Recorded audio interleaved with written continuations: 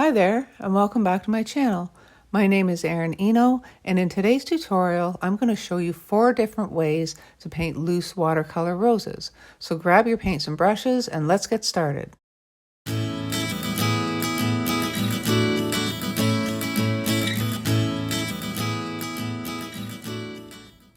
Before I jump in, I'll just run through my materials for you. Today, I'm using a piece of Arches 100% cotton cold pressed paper.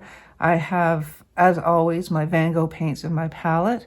I have a clean jar of water, a paper towel, and I've grabbed a few brushes today. I've got 2 Princeton snap rounds, one in a size 12 and one in a size 4. And if you're familiar with the Princeton snap brushes, they just have a lot of, well, snap to them, frankly. They just kind of bounce back and hold their shape. And I've also grabbed a Princeton Neptune in a size 8, which is a much softer brush. Okay, so I think for the first rose, I would normally just use my Princeton Snap, but I think I'm going to use my Neptune today. And I'm going to start with the loosest rose.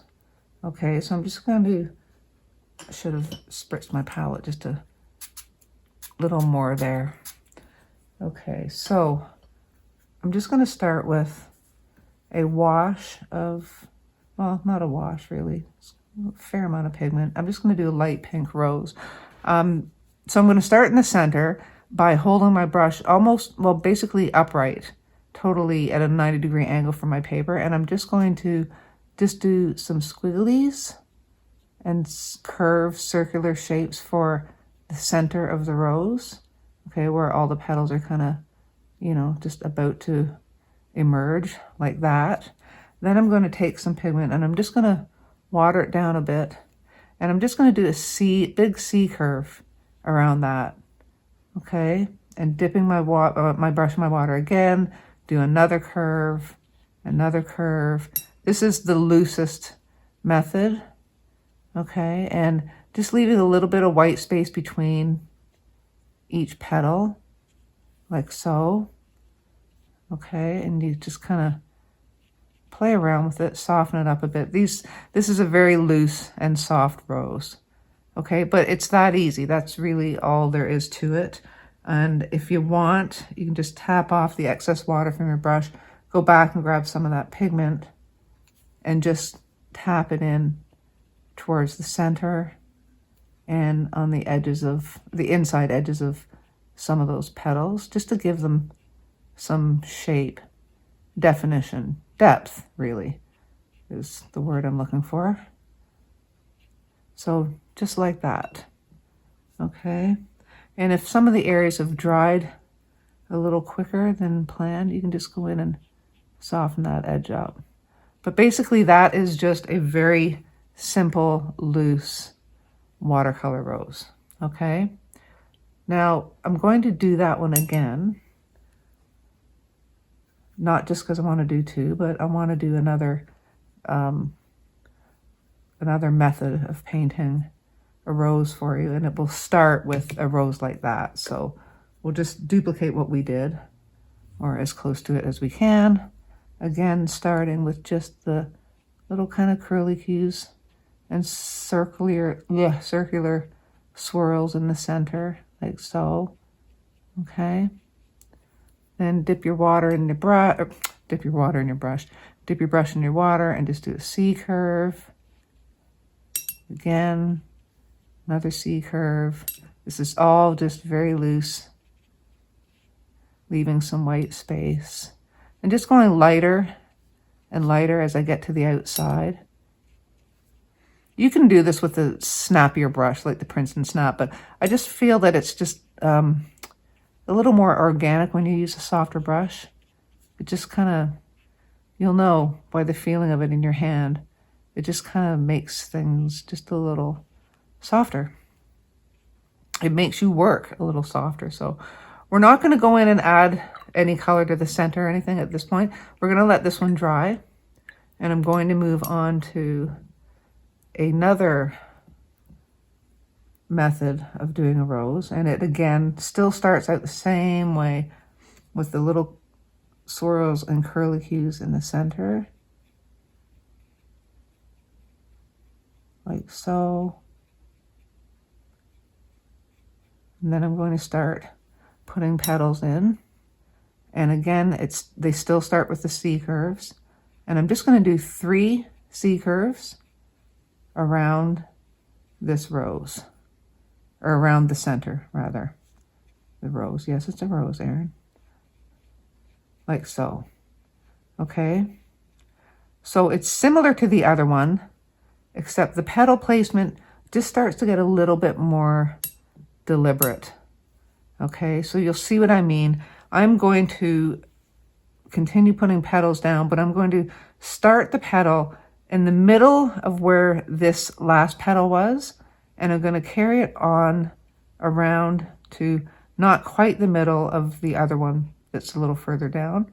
And I'm also going to change the shape. I'm going to make it like a little kind of pointier, because, you know, some roses, they're not perfectly round, kind of form points as they kind of roll around and curl and stuff. So that's the look I'm trying to get here. And the placement of the petals is just a little more deliberate than these versions up here. So again, I'm going to start this petal about here where it overlaps this petal, and it's going to come and end over here, overlapping the last petal I just did. Okay. I'm going to not do too much of a point on this, but still not perfectly round. Okay, so I'm going to continue to do this around until I've got enough petals that I think it's time to stop. So although it's a loose rose, as like the other ones, it's just a little bit more deliberate and more planned out as to where you're putting the petals. But it is still definitely what I would consider a loose rose. Okay, I'm just going to wet this up a bit too, because I think as I was yakking, I'm sure this kind of dried up a bit. Okay, so I'm going to take my brush again and just get some pigment on the tip of it and darken up that center. And whoops, there's a little more pigment than that.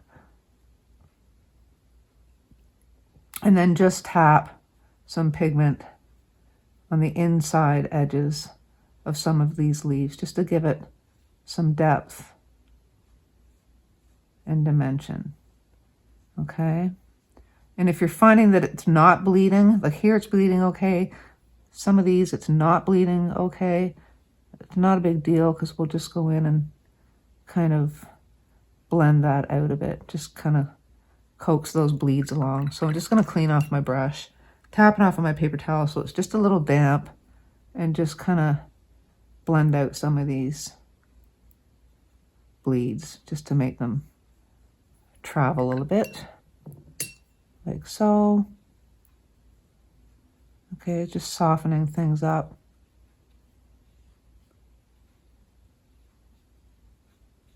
Darker in the middle.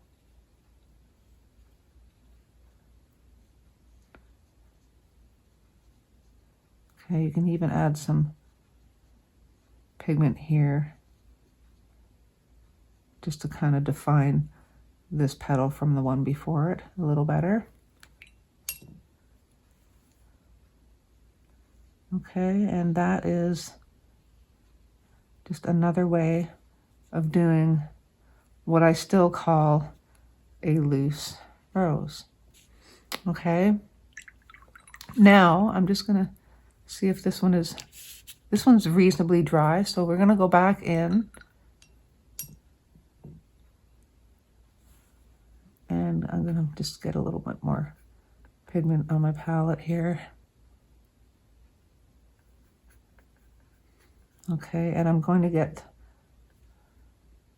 most of the water off. I'm just tapping it here just so it's not sopping wet, and I'm just going to go in with the tip of my brush again, and I'm going to just start adding some darker shades towards the center of the rose and in some spots here. So you're just adding more, basically another layer, so you can darken up in some spots. Now you can leave it like this, where it's just kind of, you know, rough and sketchy, or you can go in, clean off your brush, tap it on your paper towel, and with a damp brush, just kind of blend some of these out a little bit, not too much. Okay, so again, it's still a loose rose, but it's just a slightly different style. So we've just kind of more or less layered this one, okay? Like so.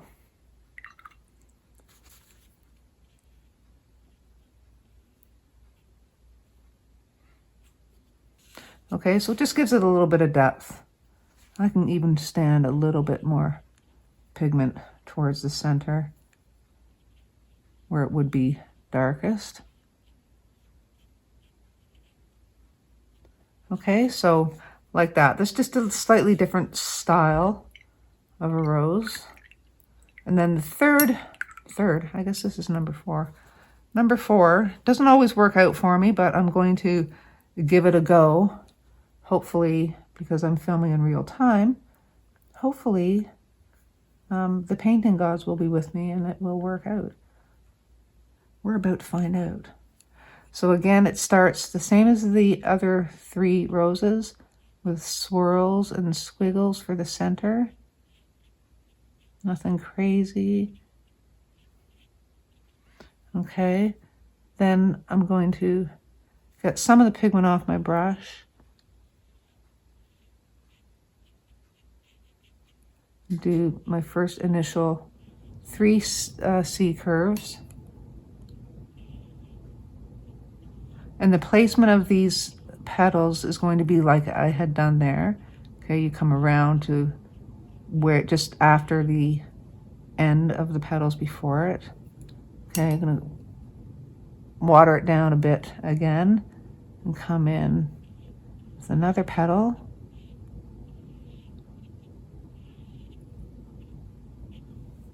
And another one. Now I'm not going to finish this rose just yet. This is probably a little darker than I had anticipated, but that's okay. And I'm going to just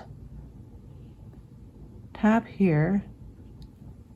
Then with my number 2, I'm going to dampen my number 2 and just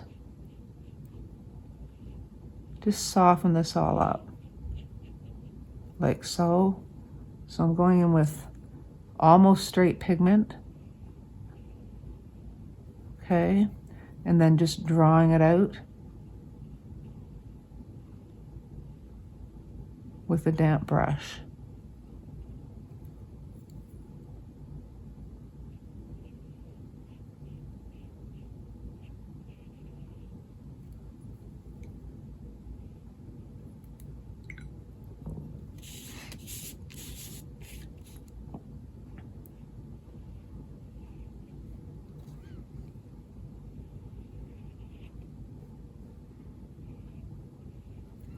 Okay, just like that.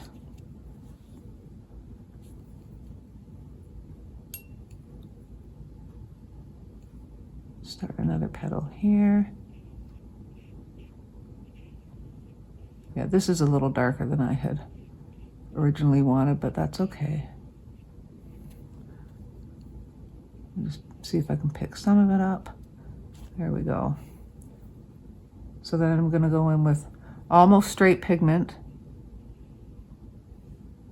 You can even get in there as close as you can to the other ones without completely filling that white space or touching the wet areas before. Okay, and then just with a damp but small brush. It needs to be a small brush because you don't want a brush that's going to hold a lot of water. Okay, because we're just going to kind of soften this up. So it just gives you a little bit more control if your brush isn't full of water.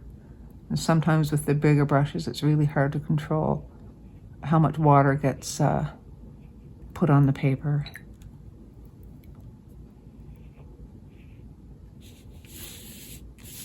And you just keep doing this until you're happy with what you have. Like I will go in here and darken these petals up again.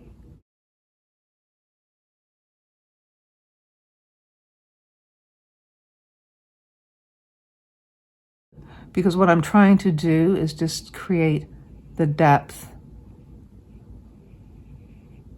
of where those dark points would be on the petals. Okay, so again, just blending this out, softening it up, but not letting it kind of travel too much or go crazy on its own. You can even come in a little closer. And you have to keep cleaning your brush off because you will be picking up paint. Okay.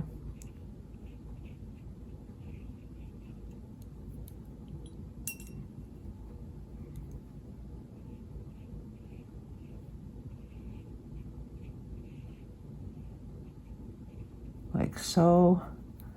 You can go back to this one and put a little more in there. So the principles are the same.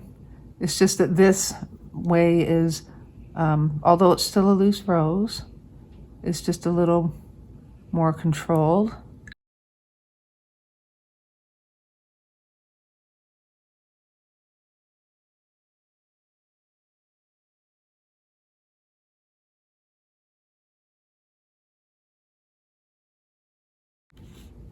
And go in here and add a little more darkness towards the center.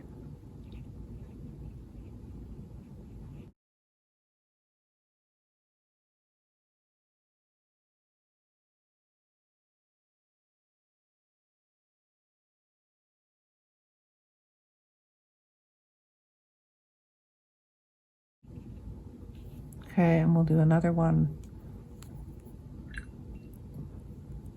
This one I think I'll just start without any existing petal. I'm just going to put one in here, just all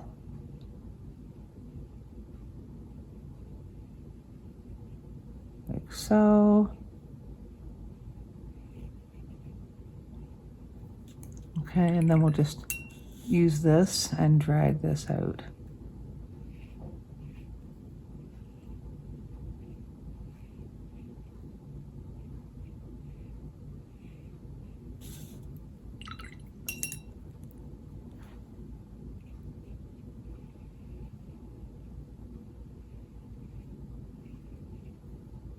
Again, just making irregular shapes on these petals so they're not all like perfectly round, perfectly curved, if that makes sense. And I think I'll darken this up in here.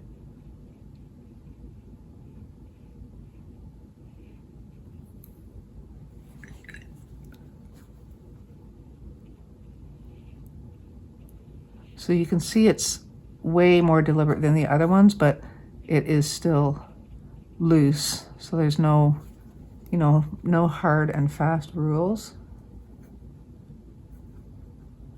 Although I will admit, sometimes I do them this way and sometimes they turn out better than others, but that's okay.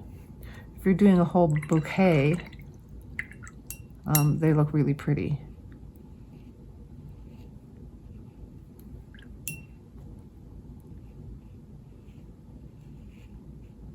Again, I'm going to make this a little, sorry, I'm kind of shaking my table a bit there. There. And I think I'll just do one more at the top and call that one done. So I'm just going to, again, start this petal past where that one ends, bring it down to kind of fill in that white space or close to filling it in. This one I have to be careful because it's still wet. So I'm going to bring this out past where that one stops. Okay, and I'm just going to make this a little kind of pointier petal as well.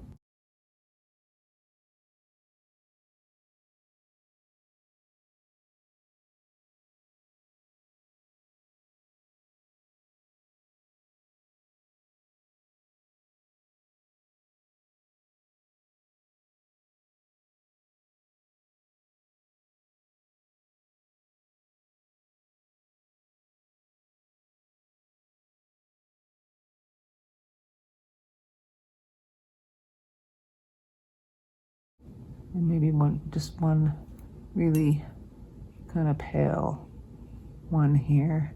You just kind of have to step back and decide when you think it's nice and balanced.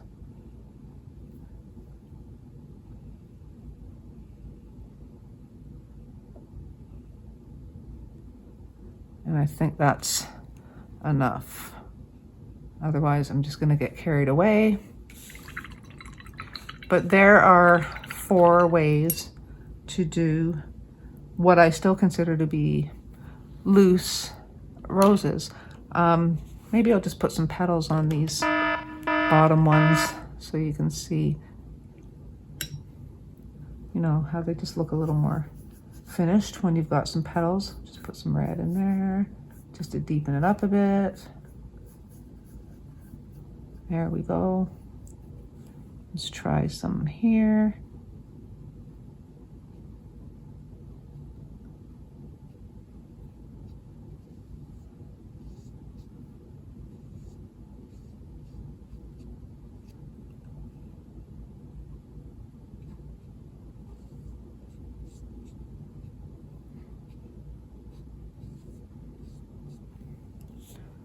Okay, maybe put a couple on this guy.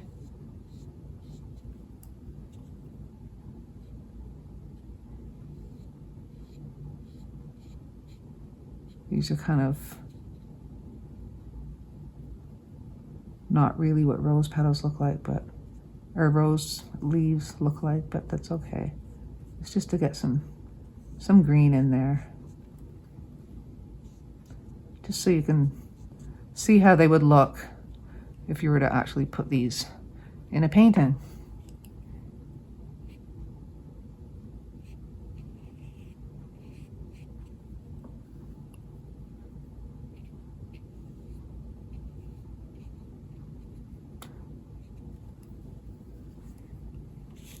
Right, these ones are feeling a little left out, so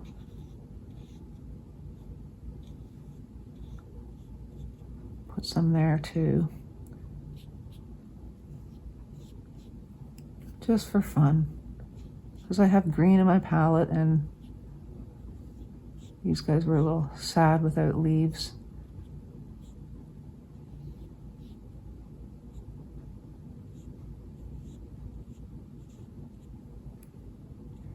So there you go. You can see how they definitely do pop more once you get some leaves in there. So there you have 4 different ways to do loose roses.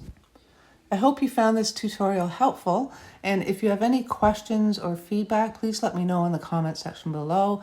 And if you haven't subscribed already, please subscribe and hit the notification bell so you'll know when I have new beginner-friendly tutorials up. And as always, if you're on Instagram and you try my tutorials, post your work and tag me so I can have a peek. That's it for today, guys. Take care, and I'll see you on the next one.